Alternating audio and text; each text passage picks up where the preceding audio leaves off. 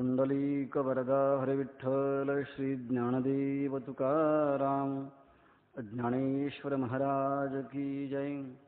जगद्गुरु तुकाराम महाराज की जय। शांति ब्रह्म एकनाथ महाराज की जय। सद्गुरु जोग महाराज की जय। ग्रंथ लिहिण्याचा हेतू।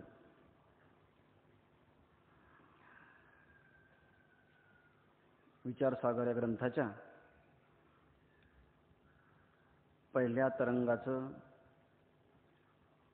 मंगल आतापर्यंत झालेलं आहे की जो परमात्मा आनंद सत्य प्रकाश विभू नामरूपास आधार आहे याचं प्रतिपादन केलेलं आहे। तो अशुद्ध बुद्धीने परमात्मा जाणता येत नाही, शुद्ध बुद्धीने जाणता येतो। असा अपार शुद्ध परमात्मा हे माझं वास्तविक स्वरूप आहे आणि त्या माझ्या वास्तविक स्वरूपावरती जणू ब्रह्म विष्णू महेश गणपती हे तरंगाप्रमाणे आहेत आणि मी समुद्राप्रमाणे आहेत। त्याप्रमाणे सूर्य चंद्र वरुण कुबेरादी देवताही याही त्या माझ्या अनंत स्वरूप समुद्रावरच्या लाटा आहेत। तो परमात्मा सर्वज्ञ दया घन की ज्याचं मुनी हृदयामध्ये ध्यान करतात, त्या परमात्म्याचं स्वरूप लक्षात आल्यानंतर हे जगत कसं आहे, मिथ्या भान मजची माझी होत असे, हे मिथ्या जगताची प्रतीती ही यायला लागते। कसं आहे, जसं जगाच्या स्वरूपाचा जर विचार केला तर दोरीच्या अज्ञानानं ज्याप्रमाणे जगत दोरीच्या अज्ञानाने सर्पाची प्रतीती येते, त्याप्रमाणे परमात्म्याच्या अज्ञानाने जगताची प्रतीती येते। दोरीचं ज्ञान झालं की सर्पाची प्रतीती येत नाही, सर्प मिथ्या ठरतो। त्याप्रमाणे सत्स्वरूप असणाऱ्या परमात्म्याचं ज्ञान झालं असताना जगत मिथ्या ठरतं। ज्याचे अज्ञाने भासे जगत जसा दोरीवरी सर्प दिसत, पण वास्तविक पाहिलं दोही ठाई सर्प ना जगत, ते स्वतंत्र स्वयंप्रभ मीची असे। अर्थात रज्जूच्या ठिकाणी सर्प हा मिथ्या आहे आणि अधिष्ठान ब्रह्माच्या ठिकाणी जगत हे मिथ्या आहे। आणि असा आप्त काम असणारा परमात्मा मी असल्यामुळे आता मी नमन कोण हा करावं, अशा स्वरूपाचं मंगल विचारसागरकर्त्यांनी प्रारंभीला केला आहे। यानंतर मुख्य विषय जो आहे तो ग्रंथ लिहिण्याचा हेतू, कोणत्या कारणामुळे विचारसागर ग्रंथाची निर्मिती झाली, या कारणाची कारणमीमांसा विचारसागरकर्ते या ठिकाणी प्रस्तुत करत आहे। शास्त्रात सर्व शास्त्र वेदांत तत्प्रमेय जलसागर सिद्धांत ज्यात आहे अति विस्तृत, असा विचार सागर कथितो आता। ज्यासी पाहुणी आनंदती साधक, जरी ग्रंथ आहाती सूत्र भाष्य वार्तिक, तथापि सोपभाषे प्रति सोपपत्तिक, करीतो कळावया अज्ञाना। याचा अर्थ ते देत आहे, त्याचं स्पष्टीकरण आपण बघूया। जो परमात्मा आनंद स्वरूप आहे याचाच अर्थ असा आहे की ज्या परमात्म स्वरूपाच्या ठिकाणी दुःखाचा त्रैकालिक अत्यंत अभाव आहे आणि तो परमात्मा निरपेक्ष स्वरूपाचा आनंद स्वरूप आहे।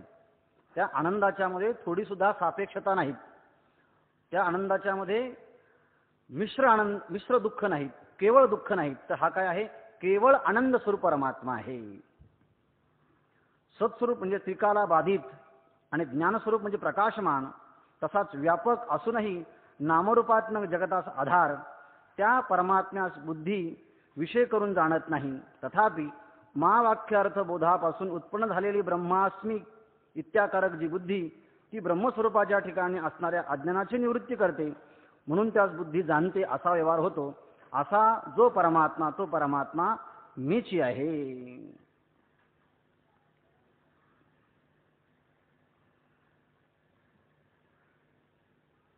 या सगळ्या विषयांचं चिंतन झाल्यानंतर ज्ञानोबारायांच्या म्हणण्याप्रमाणे या ग्रंथाचा जो विषय आहे तो अत्यंत महत्त्वाचा आहे, म्हणजे ब्रह्मज्ञानाची प्राप्ती करून देणार आहेत.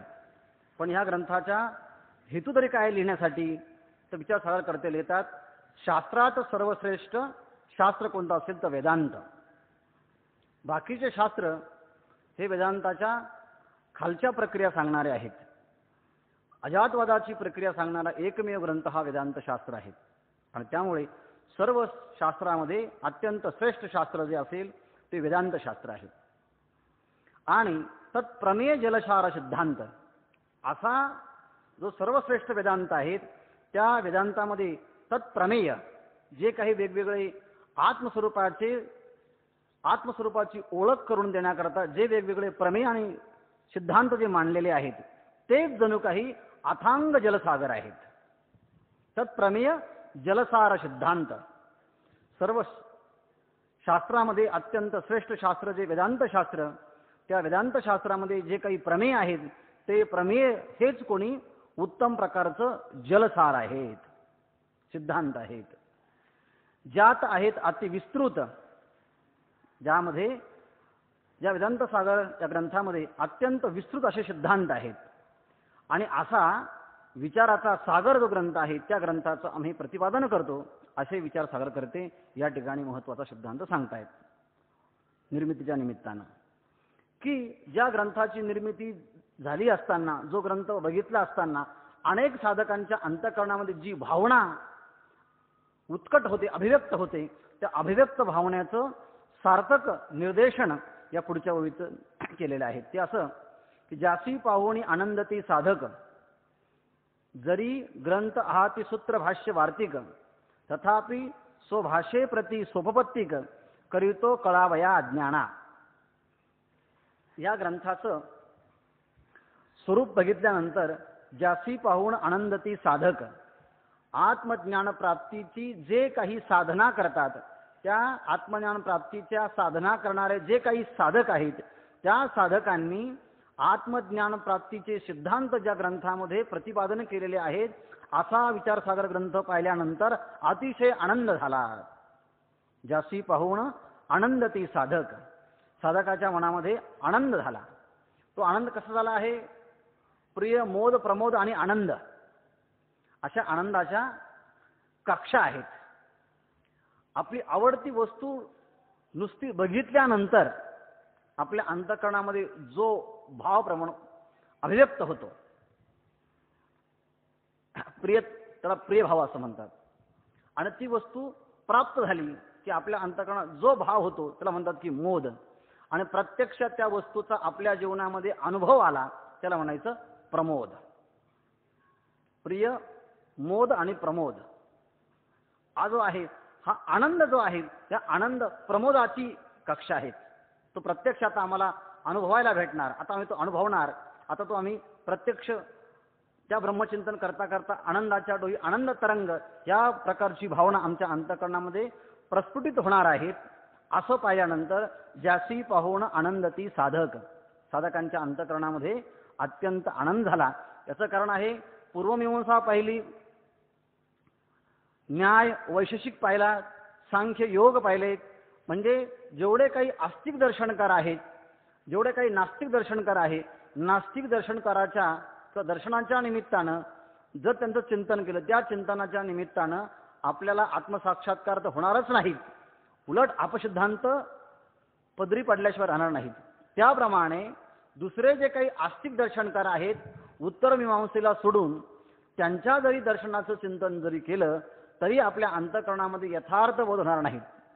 यथार्थ बोधाचं प्रतिपादन करणारा एकमेव असा ग्रंथ आहे तो म्हणजे वेदांत उपनिषद.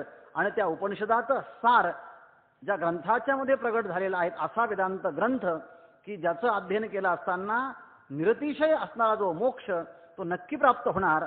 असं पाहिल्यानंतर या ग्रंथाच्या अवलोकनानंतर साधकाच्या अंतःकरणामध्ये आनंदाची उर्मी उसळली. आनंदाचे डोही आनंद तरंग अशा स्वरूपाची भावना व्यक्त झाली. ज्याची पाहून आनंदती साधक, जरी ग्रंथ आहाती सूत्र भाष्य वार्तिक. अहो म्हटले ब्रह्मज्ञान प्राप्तीचे अनेक ग्रंथ आहे, सूत्र ग्रंथ आहे, भाष्य ग्रंथ आहे, वार्तिक ग्रंथ आहेत.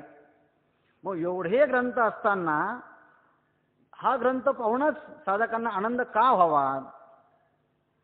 याचं कारण एक आहे, हे जे ग्रंथ आहेत ना, सूत्रभाष्य ग्रंथ आहेत, वार्तिक ग्रंथ आहेत, व्यासांचं सूत्र असेल, शंकराचार्यांचं भाष्य असेल किंवा सुरेश्वराचार्यांचं वार्तिक असेल, या सगळ्यांच्या मध्ये ब्रह्मज्ञान प्राप्तीचे साधन प्रतिपादन केलेली जरी असली तरी देखील सगळेचे सगळे ग्रंथ हे संस्कृत भाषेमध्ये ग्रंथ आहेत.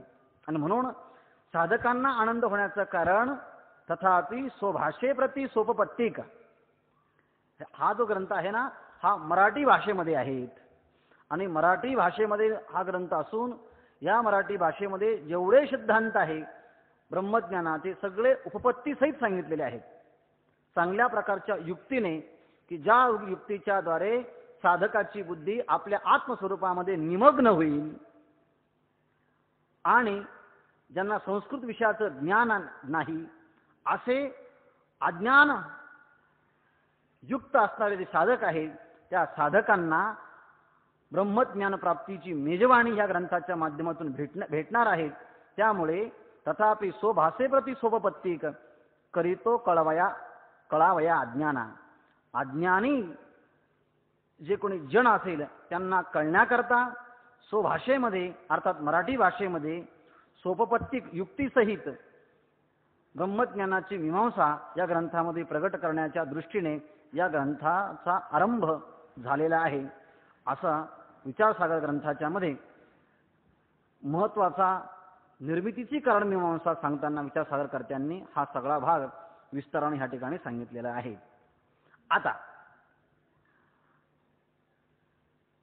जे आपण ओव्या वाचल्यात त्याचंच विचारसागरकर्त्यांनी स्पष्टीकरण केलं आहे.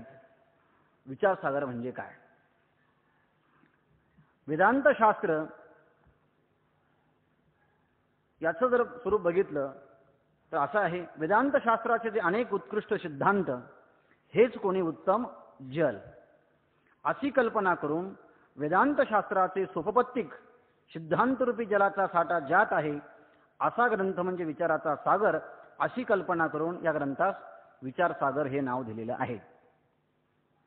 काय आहे? वेदांत शास्त्राचे अनेक उत्कृष्ट सिद्धांत आहेत. मग विवर्तवादाचा असेल, अजातवादाचा असेल, दृष्टीसृष्टीवादाचा असेल किंवा सृष्टीदृष्टीवादाचा असेल, असे अनेक सिद्धांत आहेत. आणि एकापेक्षा एक असे उच्च दर्जाचे सिद्धांत आहेत की जो अंतिम सिद्धांत आहे अजातवादाचा, न झाला प्रपंच आहे परब्रह्म अहम स्वम ब्रह्म आकळले. आत्मस्वरूपाच्या दृष्टीनं जगत झालंच नाहीत, किंबहुना या संपूर्ण जगताचा आत्मस्वरूपाच्या ठिकाणी त्रैकालिक अत्यंत अभाव आहे, असा अजातवादाचा वेदांताचा हा उत्कृष्ट सिद्धांत आहेत. असे अनेक उत्कृष्ट सिद्धांत ज्या ग्रंथाच्या मध्ये आहेत, हे सिद्धांत हेच कोणी उत्तम जल अशी कल्पना केली आहे. हेच जल म्हणजे पाणी आहे. आणि वेदांत शास्त्राचे सुपपत्तिक सिद्धांतरूपी जलाचा साठा, वेदांत शास्त्र हेच कोणी सिद्धांत हे जल आहेत. आणि ह्या जलामध्ये काय आहे? सोपपत्तिक अनेक युक्ती सांगितलेल्या आहेत की ज्या युक्तीच्याद्वारे अंतःकरण वृत्ती सहजासहजी त्या आत्मस्वरूपाच्या चिंतनाकरता प्रवृत्त होते किंवा प्रवृत्त झाल्यानंतर तो सिद्धांत बुद्धीमध्ये आरूढ होतो. असे उपपत्तिक सिद्धांत जलाचा साठा ज्यात आहे असा ग्रंथ म्हणजे विचाराचा सागरच, अशी कल्पना करून या ग्रंथाला विचारसागर हे नाव दिलेले आहे.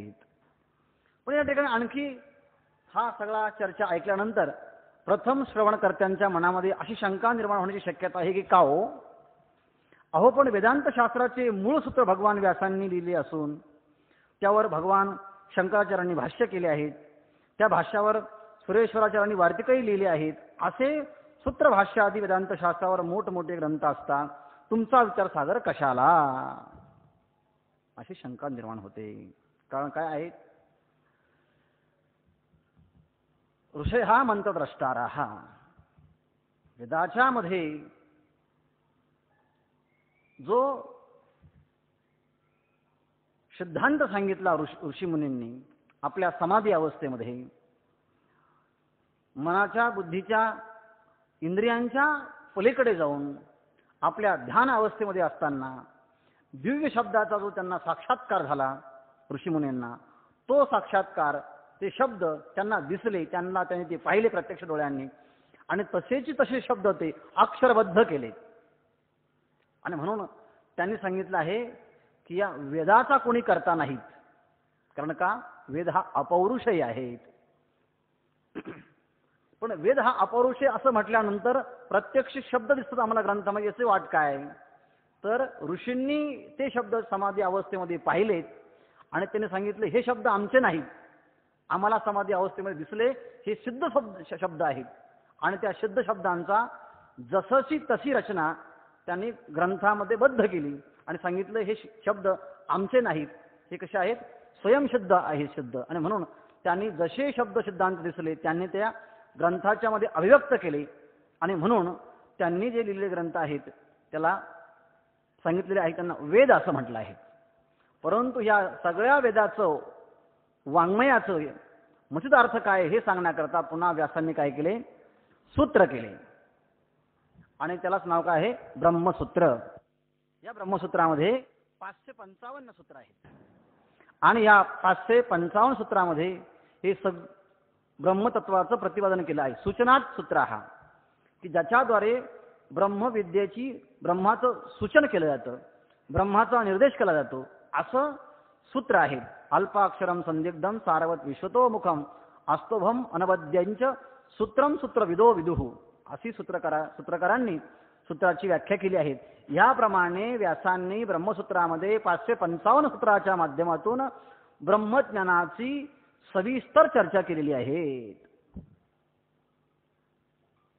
आणि या ब्रह्मसूत्रामध्ये सांगितलेला अर्थ विशेष प्रकारे प्रगट व्हावा, स्पष्ट व्हावा, तेव्हा याचं स्पष्टीकरण, याचं विश्लेषण, याचं पृथक्करण या भूमिकेमध्ये शंकराचार्यांनी, भगवान व्यासांनी जे काही 555 सूत्र ब्रह्मसूत्रामध्ये प्रगट केले आहेत त्या सगळ्या सूत्रावरती शंकराचार्यांनी भाष्य केलेलं आहे. म्हणून वेदांत शास्त्राची मूळ सूत्रे भगवान व्यासांनी केली असून त्यावर भगवान शंकराचार्यांनी भाष्य केलं आहे. एवढंच नाही, त्या भाष्यावर सुरेश्वराचार्यांनी वार्तिकही लिहिलं आहेत. म्हणजे व्यासांचे शिष्य शंकराचार्य आणि शंकराचार्यांचे शिष्य सुरेश्वराचार्य या सगळ्यांनी वेदांत शास्त्राचा भरपूर विचार केलेला आहे. मग असे सूत्र भाष्यादी वेदांत शास्त्रावर मोठमोठे ग्रंथ असताना तुमचा विचारसागर कशाला, अशा प्रकारची शंका या ठिकाणी उपस्थित होते. परंतु या शंकेचे समाधान असं सांगतायत, अशी शंका घेऊन 7व्या ओळीच्या उत्तरार्धाने निश्चलदासजी त्याचे समाधान सांगतात की सूत्रभाष्यादी ग्रंथ वेदांत शास्त्रात आहेत व ते विस्तृत आहेत आणि उत्तमही आहेत, यामध्ये थोडा सुद्धा संशय नाही. सूत्रभाष्यादी जे वार्तिकाचे ग्रंथ आहेत ते अत्यंत चांगले आहेत. वेदांत शास्त्राची ग्रंथ आहेत ते विस्तृत सुद्धा आहेत आणि ते उत्तम सुद्धा आहेत. वेदांत शास्त्रावरची आहेत, उत्तम आहेत आणि विस्तृत आहेत. परंतु काय, ज्यांना संस्कृत कळत नाही व आत्मबोधाची इच्छा आहे त्यांच्याकरता स्वभाषेत म्हणजे हिंदी भाषेत हा ग्रंथ मी करत आहे असं स्पष्टीकरण करत आहेत. याचाच अर्थ असा होतो की सूत्रभाष्यादी ग्रंथ आहे, वार्तिकही ग्रंथ आहेत, पण हे ग्रंथ सर्वची सर्व संस्कृत भाषेमध्ये आहेत. आणि संस्कृत भाषा आम्हाला कळत नाही, पण संस्कृत भाषा कळाली नाहीत म्हणून आम्हाला ब्रह्मज्ञान होणार नाहीत असं नाही. तेव्हा संस्कृत भाषा ज्यांना कळत नाही त्यांनाही ब्रह्मज्ञान व्हावं, त्यांनाही तत्वाचा साक्षात्कार व्हावा, ह्याकरता मराठी भाषेमध्ये संस्कृत वाङ्मयामध्ये असले सगळे सिद्धांत मराठीमध्ये आणलेत. आणि आत्मबोधाची तीव्र इच्छा असणाऱ्या साधकांच्या करता हा विचारसागर प्रथमतः हिंदीमध्ये लिहिला असं निश्चलदासजींनी या संबंधामध्ये प्रतिपादन केलं आहे. प्रस्तुतचा ग्रंथ हा मराठीत जरी असला तर पहिल्यांदा हा जो ग्रंथ आहे निश्चलदासजींनी सर्व ग्रंथाचं सार मथित करून विचारसागर नावाचा ग्रंथ हिंदीमध्ये लिहिला गेला आहे. पण ही सगळी चर्चा ऐकल्यानंतर अशी शंका विचार करणाऱ्याच्या मनामध्ये निर्माण होऊ शकते की अहो हिंदी भाषेतही पंजाबातील मनोहरदास, निरंजनकृत, शतप्रश्नी, ज्ञानमंजरी, ज्ञानचूर्ण आणि वेदांत सार असे 5 ग्रंथ असून त्याला पंचभाषा असं म्हणतात. काय आहे? हिंदी भाषेमध्ये तुम्ही ग्रंथ केलात, पण हिंदी भाषामध्ये एक ग्रंथ नाहीत, असे अनेक ग्रंथ आहेत. त्या सगळ्या ग्रंथांची यादी या ठिकाणी न देता त्या ग्रंथाच्या मध्ये प्रमुख ग्रंथ ज्यांचे आहेत 5, की ज्या ग्रंथांना पंचभाषा असं म्हटलं जातं. आणि हे सगळे कोशामध्ये आहेत, हिंदीमध्ये आहेत. पंजाबामध्ये मनोहरदास या विचारवंतांनी मनोहरदास निरंजनीकृत यांनी षटप्रश्नी नावाचा ग्रंथ लिहिला आहे, शतप्रश्नी नावाचा ग्रंथ लिहिला आहे, ज्ञानचूर्ण, ज्ञानमंजरी आणि वेदांत सार असे हिंदी भाषेमध्ये वेदांताचे सिद्धांत प्रतिपादन करणारे असे 5 ग्रंथ लिहिलेत. आणि या 5ही ग्रंथाच्या संचालाच पंचभाषा असं म्हटलं जातं. त्याप्रमाणे साधू माणिक्यदासकृत माणिक्यबोध आणि आत्मबोध असे ग्रंथ आहेत. मग तुमचा विचारसागर कशाला? हिंदीमध्ये सुद्धा एक नाही अनेक ग्रंथ आहेत. मनोहरदासांचे 5 ग्रंथ आहेत, त्याला पंचभाषा असं म्हणतात. आणि माणिक्यदासांचे, की जे माणिक्यदासकृत ग्रंथ आहेत, माणिक्यबोध आणि आत्मबोध असे 2 ग्रंथ हिंदी भाषेमध्ये ब्रह्मज्ञानाचं प्रतिपादन करणारे असे ग्रंथ लिहिले आहेत. मग असे हिंदी भाषेमध्ये ग्रंथ आहेत, मग आणखी तुमचा विचारसागर कशाला? पहिल्यांदा विचारसागर करण्याचा हेतू सांगितला, प्रश्न उपस्थित झाला की संस्कृत वाङ्मयामध्ये कसे ग्रंथ आहेत. उत्तर सांगताना सांगितलं ते ग्रंथ आहेत, पण ज्यांना संस्कृत कळत नाही पण ब्रह्मज्ञानाची तीव्र इच्छा आहे त्यांच्याकरता आम्ही हिंदी भाषेत ग्रंथ लिहिला. पुन्हा शंका निर्माण केली, अहो हिंदी भाषेत सुद्धा पंजाबातील मनोहरदास निरंजनीकृत यांचे 5 ग्रंथ आहेत, यांना पंचभाषा असं म्हणतात. त्याप्रमाणे माणिक्यदासांचे ग्रंथ आहेत, माणिक्यबोध आणि आत्मबोध. मग एवढे हिंदी भाषेत ग्रंथ असताना पुन्हा तुमचा विचारसागर कशाला? याचा अर्थ आहे तुमचा ग्रंथ हा जो विचारसागर याची निर्मिती निष्फळ आहे असं सांगण्याचा पूर्वपक्षाने प्रयत्न केला. परंतु आमचा विचारसागर सार्थकी कसा आहे याचं चिंतन अनेक प्रकाराने निश्चलदासजी महाराजांनी प्रतिपादन केलेलं आहे. या स्वरूपाचं आणखी स्पष्टीकरण सांगतात. अहो वरील ग्रंथ हिंदी भाषेमध्ये आहेत, ते खरं आहेत. तथापि म्हटले काय? वरील ग्रंथ हिंदी भाषेमध्ये आहेत खरे, तथापि पंचभाषादी ग्रंथातील प्रक्रिया सरणी काही अंशाच्या ठिकाणी शास्त्रानुसार आहेत आणि काही अंशाच्या ठिकाणी शास्त्र विरुद्ध आहेत. काय स्पष्टीकरण करून सांगतायत? वरील ग्रंथ हिंदी भाषेमध्ये आहेत याच्यामध्ये थोडा सुद्धा संशय नाही, परंतु हिंदी भाषेमध्ये असणारे जे काही ग्रंथ आहेत या ग्रंथातील जी काही प्रक्रिया आहेत, जे काही सिद्धांत सांगण्याची पद्धती आहेत ती कसे म्हटले, काही अंशाच्या ठिकाणी शास्त्रानुसार आहेत आणि काही अंशाच्या ठिकाणी शास्त्र विरुद्ध आहेत. नेम असा आहे, कोणत्याही ग्रंथाची निर्मिती की कोणताही ग्रंथ श्रवण करताना त्यामध्ये कोणताही प्रकारचा अपसिद्धांत येऊ नयेत. आणि अपसिद्धांत जर झाला तर साधकाच्या अंतःकरणामध्ये तो अपसिद्धांत जर आरूढ झाला तर अंतःकरणामध्ये अनेक प्रकारच्या शंका, अनेक प्रकारचे विपर्य निर्माण होण्याची शक्यता असते. आणि म्हणून साधकाच्या अंतःकरणामध्ये संशयाचं निराकरण व्हावं याकरता शास्त्रातील ग्रंथातील प्रत्येक शब्द हा बिनचूक असला पाहिजे. आणि वेदांत नाम उपनिषदाच्या मध्ये जो सिद्धांत सांगितला आहे तो बिनचूक पद्धतीने साधकाच्या अंतःकरणाकरती आरूढ होण्याकरता त्या प्रक्रिया शास्त्रशुद्ध पाहिजेत. परंतु हिंदी भाषेमध्ये विचारसागर व्यतिरिक्त जे काही ग्रंथ झालेले आहेत त्या ग्रंथाच्या मध्ये वेदांत शास्त्राच्या प्रक्रिया आहेत, पण त्या कशा आहेत? पूर्ण अंशाने परिपूर्ण नाहीत. काय आहेत? काही ठिकाणी शास्त्रानुसार प्रक्रिया आहेत आणि काही ठिकाणी शास्त्रविरुद्ध प्रक्रिया आहेत. अहो मग म्हटले, जर हिंदी भाषेमध्ये वेदांताचे ग्रंथ लिहिले मग शास्त्रविरुद्ध प्रक्रिया का लिहिल्यात? याचं काय कारण आहे? त्याचं स्पष्टीकरण सांगतात. शास्त्रविरुद्ध प्रक्रिया सरणी असण्याचे कारण ग्रंथकारांनी हे ग्रंथ श्रवण करून केलेले आहेत. याचा अर्थ आहे त्या ग्रंथाच्या निर्मितीमध्ये आपल्या गुरूंच्या सानिध्यामध्ये जाऊन गुरूंचा जो उपदेश आहे, गुरूंची जी शिकवण आहे, ती शिकवण, तो उपदेश श्रवण करताना आपल्या अंतःकरणाची भूमिका, मनाची भूमिका कशा प्रकारची आहे, त्या भूमिकेवरती सांगणाराचं सांगणं हे प्रतिबिंबित होत असतं. सांगणाऱ्याने जरी व्यवस्थित सांगितलं पण मनस्थिती चांगली नसेल तर सांगून सुद्धा त्याचा यथार्थ बोधाचा परिणाम होत नाही.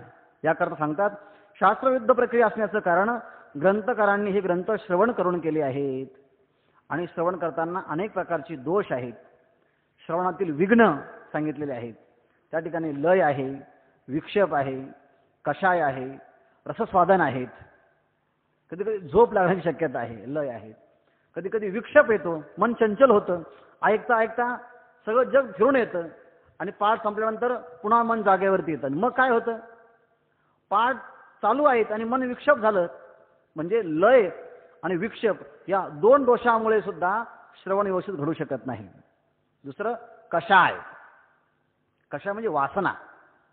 जर अंतःकरणामध्ये वासना असेल तर ऐकता ऐकता ते मन कुठेतरी वासनेमध्ये लिप्त होतं आणि म्हणून सुद्धा श्रवणा करताना त्यामध्ये यथार्थ बोध होत नाही. आणि दुसरं आहे रसस्वादन. एखादा शब्द आपल्याला आवडला, दृष्टांत शब्द आवडला, एखादी ओळ आवडली तर आपलं मन तिथं चिटकून राहतं, त्याचंच आस्वादन करत राहतं आणि मग सांगणारा बराच लांब पुढे निघून जातो. त्यामुळे लय, विक्षेप, रसस्वादन आणि कषाय हे एवढे श्रवणामधले दोष आहेत आणि श्रवण करताना ह्यापैकी एखादा जरी आला तरी यथार्थ श्रवणकर्त्याकडनं घडत नाही.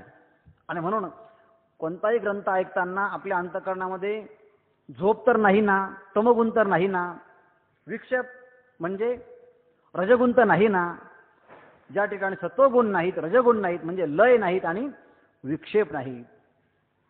त्याप्रमाणे पूर्वीजन्माच्या अनंत वासना रस स्वादन करण्याकरता आमचं मन कुठं चिटकून तर नाही ना, मग लय, विक्षेप, कषाय, वासना नाहीत आणि काय रसस्वादन नाहीत. हे सगळे दोष विरहित जर श्रवण केलं तर त्याचा बोध होतो. परंतु यांनी श्रवण करताना यांच्यामध्ये काहीतरी त्रुटी आहे. कोणती त्रुटी? लय तरी असेल, विक्षेप तरी असेल, कषाय तरी असेल किंवा रसस्वाद तरी असेल. त्यामुळे विचारसागराकर्ते असे म्हणतात, शास्त्रविरुद्ध प्रक्रिया असण्याचं कारण ग्रंथकारांनी हे ग्रंथ श्रवण करून केलेले आहेत आणि श्रवण करते वेळेस मनोहारदासांना जितक्या अंशामध्ये यथार्थ बोध झाला नाही तितक्या अंशामध्ये शास्त्रविरुद्ध प्रक्रिया लिहिली गेली. कारण का, ऐकता ऐकता, श्रवण करता करता लय, विक्षेप, कषाय आणि रसस्वाद यांच्यापैकी कोणता ना कोणता दोष आला आणि श्रवण करायला सुरुवात केली आणि मग त्यांना श्रवण करताना आपल्या गुरूंच्याकडे ऐकताना जो बोध यथार्थ समजून घ्यायचा होता तो बोध यथार्थ न समजल्यामुळे त्यांच्याकडनं चुकून शास्त्रविरुद्ध प्रक्रिया लिहिली गेली. आणि शास्त्रविरुद्ध प्रक्रिया लिहिली गेली तर शास्त्रविरुद्ध प्रक्रियाचं श्रवण केलं असताना जिज्ञासूला, मुमुक्षुला मोक्ष प्राप्ती करण्याकरता अनेक प्रतिबंध येतात.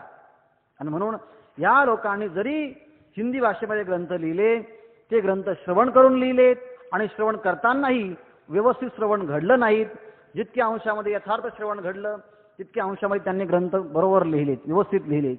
आणि जेवढ्या अंशामध्ये त्यांच्या श्रवणामध्ये काही दोष आलेत त्या दोषामुळे शास्त्रविरुद्ध प्रक्रिया लिहिल्या गेल्या की ज्या मनुष्याला, जिज्ञासूला, मुमुक्षुला हितावह नाहीत.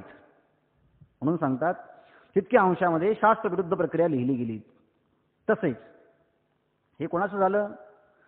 पंजाबमधील जे माणिक्य दास यांच्या अगोदरचे दुसरे जे मनोहर दास जे आहेत त्यांनी जे काही ग्रंथ लिहिले त्या ग्रंथाच्या मध्ये जे 5 ग्रंथ आहेत त्याला पंचभाषा असं म्हणतात. त्या पंचभाषा करताना श्रवण करतून लिहिलेत आणि श्रवण करताना काही दोष घडल्यामुळे ते ग्रंथ यथार्थ नाहीत. त्याप्रमाणे आत्मबोधादी ग्रंथात वेदांताची संपूर्ण प्रक्रिया नाहीत. कारण काय आहे, चिंतन करताना साधकाच्या मनामध्ये अनेक प्रकारच्या शंका, अनेक तर्क उत्पन्न होतात आणि मग सगळ्यांचं जर यथोचित प्रगटीकरण झालं नाहीत, स्पष्टीकरण झालं नाहीत, तर यथार्थ बोध होत नाही. म्हणून या 5 ग्रंथामध्ये काही अंशाच्या ठिकाणी शास्त्रविरुद्ध प्रक्रिया आहेत आणि जे माणिक्यदासांनी काही ग्रंथ लिहिलेत त्यांच्यामध्ये संपूर्ण प्रक्रिया नाहीत. म्हणजे काय, संपूर्ण प्रक्रिया नाहीत म्हणून ग्रंथ अपूर्ण, आणि शास्त्राच्या विरुद्ध प्रक्रिया लिहिल्यात म्हणून ग्रंथ अपूर्ण. या दोन्हीही कारणाच्यामुळे हिंदी भाषेमध्ये विचारसागर ग्रंथ लिहिण्याच्या अगोदरही जरी हे ग्रंथ असले पण यांच्यामध्ये काही ना काही त्रुटी त्या आहेतच. आणि म्हणून यामुळे त्या ग्रंथाच्या अध्ययनामुळे मुमुक्षुस निसंदेह बोध होत नाही. निसंदेह बोध होत नाही म्हणजे बोध होतो पण त्या बोधामध्ये काही ना काही संदेह राहतोच. प्रमाण असंभावना, प्रमेय असंभावना, विपरीत असंभावना, कोणत्या ना कोणत्या प्रकारचा दोष हा मुमुक्षुच्या जिज्ञासूच्या अंतःकरणामध्ये राहतोच. कारण का, ते हिंदी भाषेतले ग्रंथ असल्यामुळे त्यांच्या ठिकाणी काही ना काही त्रुटी आहेतच. आणि म्हणून मुमुक्षुला ते ग्रंथ हितावह नाहीत. आता आमच्या विचारसागरामध्ये आणि त्या ग्रंथाच्या मध्ये काय फरक आहे, त्यामुळे ग्रंथाच्या अध्ययनामुळे मोक्ष निसंदेह बोध होत नाही. आणि आमच्या विचारसागरामध्ये वेदांताची संपूर्ण प्रक्रिया शास्त्रानुसार असून कोणत्याही स्थानी विरुद्ध नाहीत. आमच्यामध्ये काय आहे, सगळ्या प्रक्रिया शास्त्रानुसार आहेत, कोणत्याही प्रक्रिया अपूर्ण नाहीत. पूर्ण प्रक्रिया आणि पूर्ण यथार्थ सिद्धांत हे आमच्या विचारसागर ग्रंथाच्या मध्ये असल्यामुळे, आणि हा ग्रंथ आत्मज्ञान उपयोगी पदार्थांचे विस्तारानं निरूपण ह्या ग्रंथामध्ये केलं आहे. आत्मज्ञानाच्या प्राप्तीकरता काय काय आहे आमच्या समोर, पंचकोश असतील, 3 शरीरं असतील, पंचकोश, अन्नमय कोश, प्राणमय कोश, मनोमय कोश, विज्ञानमय कोश, स्थूल शरीर, सूक्ष्म शरीर, कारण शरीर, जागृत अवस्था, स्वप्नावस्था, सुषुप्ती अवस्था, आकाशाचे प्रकार, चैतन्याचे प्रकार, आभासाच्या अवस्था, जेवढे काही सृष्टीची उत्पत्तीचा प्रकार, ब्रह्मज्ञानाच्या उत्पत्तीचा प्रकार, पदार्थ ज्ञानाची पद्धतीची रीत, या सगळ्या विषयाचं चिंतन, ओतप्रोत चिंतन आमच्या या ग्रंथाच्या मुळे असल्यामुळे हा ग्रंथ आत्मज्ञानाची जिज्ञासा ज्याच्या अंतःकरणामध्ये आहे असा आत्मज्ञान उपयोगाकरता अत्यंत चांगला ग्रंथ आहे. आणि या ग्रंथाच्या मध्ये शास्त्र अनुकूल प्रक्रिया आणि सर्व शास्त्राला परिपूर्ण प्रक्रिया ग्रंथ असल्यामुळे हा ग्रंथ मुमुक्षुस अत्यंत हितावह ग्रंथ आहे. आणि म्हणून सर्व भाषा म्हणजे हिंदी भाषा, सर्व भाषा कृत ग्रंथापेक्षा विचारसागर ग्रंथ हा उत्तम आहे आणि सफल आहे. आणि म्हणून विचारसागर ग्रंथाच्या मध्ये सांगितलेले सिद्धांत उत्कृष्ट आहे, उत्तम आहेत आणि परिपूर्ण आहेत. शास्त्र विहित आहेत, मुमुक्षुला हितावह आहेत आणि सर्व पदार्थांचं यथोचित निरूपण केलं आहे. आणि या सगळ्या कारणाच्यामुळे आमचा ग्रंथ हिंदी भाषेमध्ये जेवढे काही ग्रंथ आहेत त्या सगळ्या ग्रंथाच्या मध्ये आमचा ग्रंथ हा मुमुक्षुस अत्यंत हितावह आहेत, उपयुक्त आहेत आणि म्हणून आमचा ग्रंथ सफल आहे. आणि ह्याच कारणासाठी आम्ही विचारसागर नावाचा ग्रंथ लिहिला. आता विचारसागर म्हणजे काय हे आपण पाहिलं. विचारसागर कशासाठी लिहिला हा हेतू पाहिलात. त्यावरती येणाऱ्या शंका संस्कृत भाषा संबंधाने त्या पाहिल्यात, हिंदी भाषा संबंधाने त्या पाहिल्यात, त्याचं निराकरण सांगितलं आणि सगळ्यांच्या स्पष्टीकरणावरून आमचा ग्रंथ आणि ग्रंथाची निर्मिती ही सहेतुक आहे आणि सफल आहे सांगितलं. आता कोणताही ग्रंथ अध्ययन करण्यापूर्वी अनुबंध चतुष्टय कळल्याशिवाय विवेकी पुरुषाची प्रवृत्ती होत नाही. म्हणून ते अनुबंध चतुष्टय सांगतात. कारण काय आहेत, नेम असा आहे की मंद माणसाची प्रवृत्ती देखील सुद्धा काहीतरी हेतू असल्याशिवाय होत नाही. आणि मग जर मंद माणसाची प्रवृत्ती हेतूशिवाय होत नसेल तर जिज्ञासू मुक्त मुमुक्षू यांची प्रवृत्ती अशी या ग्रंथामध्ये कशी काय होईल बरं? आणि ग्रंथ प्रवृत्ती होण्याकरता कोणत्या तरी माध्यमाच्या द्वारे होत असते. आणि म्हणून कोणताही ग्रंथ करण्याच्या अगोदर त्या ग्रंथाचा अनुबंध चतुष्टय कळला पाहिजे. चतुष्टय म्हणजे 4. अनुबंध ज्याच्याद्वारे वाचकाचा, जिज्ञासूचा, श्रवणकर्त्याचा ग्रंथामध्ये प्रवेश होतो, त्याला काय म्हणतात? अनुबंध असं म्हणतात. ज्याच्याद्वारे आपला आणि त्या ग्रंथाचा संबंध प्रस्थापित केला जातो त्याला अनुबंध चतुष्टय असं म्हणतात. चतुष्टय म्हणजे 4, बंध म्हणजे त्यामध्ये संबंध, आणि अनुबंध म्हणजे नंतर ग्रंथ श्रवण करण्याकरता जेव्हा आपण ग्रंथ उघडतो, तो ग्रंथ उघडल्यानंतर त्या ग्रंथामध्ये प्रवेश करताना ज्या काही महत्त्वाच्या गोष्टी समजून घेतल्याशिवाय ग्रंथामध्ये प्रवेश होत नाहीत त्याला अनुबंध चतुष्टय असं म्हणतात. आणि तो अनुबंध चतुष्टय कळाला की मग त्या ग्रंथाच्या मध्ये साधकाची, जिज्ञासूची, मुमुक्षूची प्रवृत्ती होते. आणि मग तो अनुबंध चतुष्टय काय आहे? मग अधिकारी, विषय, प्रयोजन आणि संबंध या विषयाचं चिंतन आहे. ते आपण आता उद्या बघूया. पुंडलिक वरदा हरी विठ्ठल. श्री ज्ञानदेव तुकाराम ज्ञानेश्वर महाराज